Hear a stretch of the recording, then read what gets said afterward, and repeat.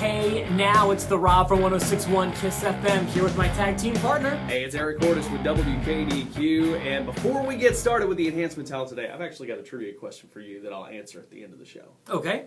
Okay. Name the original TNA knockout that moved to WWE when the ECW launched and managed the FBI. That's a tough one. I couldn't do that. Okay. I'm not a big TNA knockout guy. Well, I'll let you know at the end of the show. Okay, please. All right.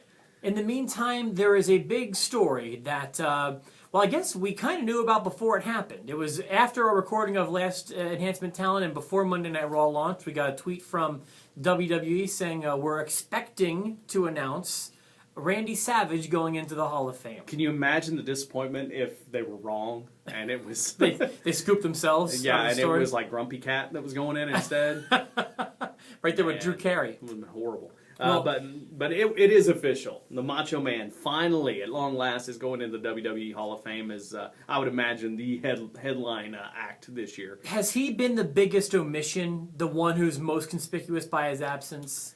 Yeah, absolutely. I mean, considering too. That the Warrior's in, considering that Bruno's in, I would have thought that Savage would have been in long before either one of those two. Yeah. Those were the three that were just kind of hanging out there like, will it ever happen because of the tensions and everything else that are going on? And to be honest with you, I think Savage is the last one that you could really say, okay, now the Hall of Fame is legit. With Bruno, though, and with the Warrior, you always knew why they were mad. Yeah. And you knew where the bad blood came from. With Randy Savage, there's always been this mystery and allure about why he and Vince hate each other so much. Yeah. And Savage has been back and forth with people like Hulk and Kevin Nash and all these different, guys that... for whatever reason. Now, I guess Warrior's more, that beef was Kevin Nash, I guess, with Warrior. But, Savage has just been one of those guys that, there's so much lore behind his whole persona. Yeah. And his jealousy and the way he likes to, do everything from start to finish, down on paper for his matches and all that stuff. What do you think about that practice, Eric? I think they do it a lot more today than they used to. I think it was more unusual back in the day. If you don't know what we're talking about, Randy Savage was notorious for calling his matches but writing them down beforehand. So they knew the entire match play by play, most notably with his WrestleMania 3 match with Ricky Steamboat. So you can look at it as people would think that maybe he's nervous or can't work on the fly, or he's able to write down a brilliant match. Yeah, and these days, trust me, they script out a lot more stuff than they used to. So you think it happens more now? Oh yeah, it happens. That's a much more and especially even in indie federations, I see guys sitting back there and going over every single spot in the match, and they have to get it all in. And there is something to be said for calling stuff in the ring, which is how it's normally done. But all that being said, however it's done, Macho Man Randy Savage, one of the best of all time, one of my favorites of all time. I was a big fan and definitely deserving. That's kind of the way I feel about it. But a lot of old timers will give him a hard time for that, or the guys who do write it down move by move. But to me, it's whatever. I could just watch that match over and over again, so I don't care if it was pre-written or not. And the only one other thing to talk about with this induction, I don't want to spend too long on it because I think it's been overdone, is the fact that his brother Lanny Poffo has said that Randy didn't want to be in the Hall of Fame if it didn't also include his father Angelo Poffo and Lanny himself. So Lanny has kind of held the keys to that, and all of a sudden Lanny's speaking out and saying, well, I finally decided that it's time and he deserves to be in, and I hope he's not mad at me. All of that aside, man, Lanny has gotten more indie bookings now than he had ever gotten before his brother passed away, so... I don't believe that conversation ever took place, personally. If it did, fine, but, Randy will get over it because his fans deserve this. His father definitely, is deserving of some Hall of Fame. He's probably way down the line as far as the old-timers go for this Hall of Fame, and Lanny is just... And one more thing, I was genuinely shocked that Lanny is not, Leap and Lanny is not inducting him. I'm not shocked. You're not? I thought about it. I thought about it for a second, and it makes sense. It makes sense to have Hogan, but I would have thought part of this deal would have been for the Genius to induct his brother. I think he'll be on hand, but yeah. But anyway, he's... One more thing before we move into other territory here. I loved seeing the Macho Madness run wilds, like, because it's been so long that they've always avoided mentioning Randy. You know, almost like I said, conspicuous by its absence. Seeing everyone do the "oh yeah" kind of stuff and just kind of celebrating him for a night. Yeah. It felt different than when they do it for other people. Yeah. You know, and I liked that. I appreciated that. I definitely do. You know, I had the wrestling buddy. That was my wrestling buddy. I have is the Savage. You know, and was a big fan. So I'm very excited about that. Seen some great matches in person with Randy. You know, I can't say that. I've seen. You were at WrestleMania. I was at WrestleMania 8 when he won the title from Ric Flair. That's a great match. I've seen him on house shows against the likes of Dusty Rhodes and the Ultimate Warrior and Razor Ramon. So I've seen some big Randy matches, and I'm very excited to see him going in the Hall of Fame. So let's move on. The rest of the Hall of Fame.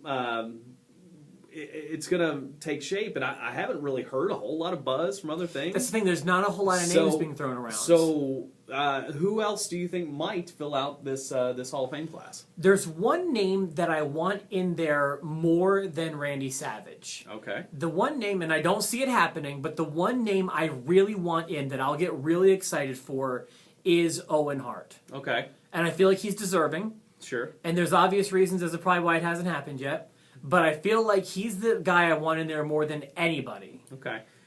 It won't happen this year. I'm sure it won't. And here's the reason why. There's a lot of guys that deserve to be in, but you're not going to fill out a whole roster of guys that are deceased, let's put it that way, to be in the Hall of Fame in the same year because they want people to see their speeches and everything else. And, you know, Owen will be in. He won't be in this year. That's my opinion. Well, the same can be said for Rick Rude. Exactly. I'd love to see him go in, but you can't put the biggest names as deceased guys, I guess. Yeah. Is it Undertaker's year? I hope not. I don't see him going in the same year as Savage, but then again, when you do have someone who is no longer with us, who's one of the main guys, you know, you could have another headliner. If Undertaker doesn't wrestle this WrestleMania, I think he's in. If he does wrestle, I think he waits. I want them to wait no matter what because it's like they have this hot shot mentality. They want to get them in like right as soon as their last match ends. Well, you know what? Let it breathe. Edge might have been a little early, but Undertaker's a different breed. Undertaker could be in the Hall of Fame while still an active wrestler, in my opinion. There's not many other people. Okay. Flair could be that, you know. Flair's Hogan in, though, right? could be Flair's in twice. Yeah. Hogan could be that. Undertaker could be that. There's not many other people that could be an active wrestler and be in the Hall of Fame. Undertaker could, but I still don't see it happening this year. Well, this is the problem with these big classes, I feel like since the Hall of Fame has returned, 04-ish, whenever it came back, their classes have been too big. Yeah. You know, sometimes inducting 12 people, and that's too many because you're not making 12 Hall of Famers every year. Right. I would like it to be just the 3 or 4 they focus on, maybe 3 wrestlers and a celebrity or something. Yeah. Maybe if they had some kind of a guideline like some of the Hall of Fames do, to where you have somebody who was a certain era, you've got an old school era, you've got a non-wrestler, you've got a woman, you've got you have those different criteria, and it switches every year. Since it's not, a lot of people don't call it a legit Hall of Fame. It probably won't do that. But what about? And I know we talked about deceased wrestlers all in one year, but what about this for the same year as Savage going in? What about Miss Elizabeth? I didn't think about that, Eric, and that's not a bad idea. That actually makes a lot of sense because they usually put a woman in. Mm-hmm. Certainly a Hall of Fame manager. I didn't even get that. I don't know how I didn't think about that one, but that makes a lot of sense. These are some of my other thoughts. One of them I thought, just because it's the Bay Area, and I actually thought about this before I saw now the rumors are that it is going to happen. The crippler Ray Stevens, who is a West Coast guy, a Bay Area guy, would make sense. And since I mentioned that, I have seen rumblings that he might be. So that could take care of your old school part there. Celebrity wise, if they do, who knows? I mean, just considering who they had, sometimes you never know. My favorite one out there is still Cyndi Lauper. I think Cindy should go in. Yeah, I could see that. I could see that happening. Maybe another thought. Maybe Demolition. Demolition would be a nice. Yeah, that works. Or maybe another San Francisco guy, Rikishi. Well, not one of my favorites. Seriously, but he could. Maybe. Worthy. Yeah, especially with his kids there now. That's not a bad name. You know what name never gets brought up that I could see going in? What about Lex Luger? That's a good one. And I he needs to.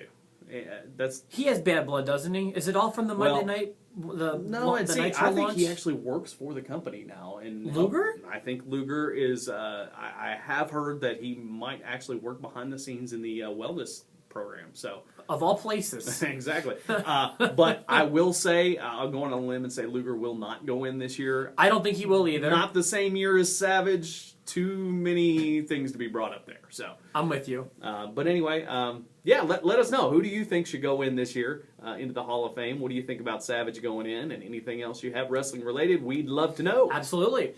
You can email us. Our addresses are right here at the bottom, and of course, please subscribe to get our Enhancement Talent videos before anybody else does. We appreciate you watching. For the Rob and for Eric, and by the way, the diva.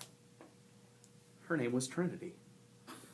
Thank you. Do you remember her now? I do. I mean, listen, the knockouts, they were what they were. They were hot, but they were not much else. Yeah. But anyway, have a good one, and join us next week here on the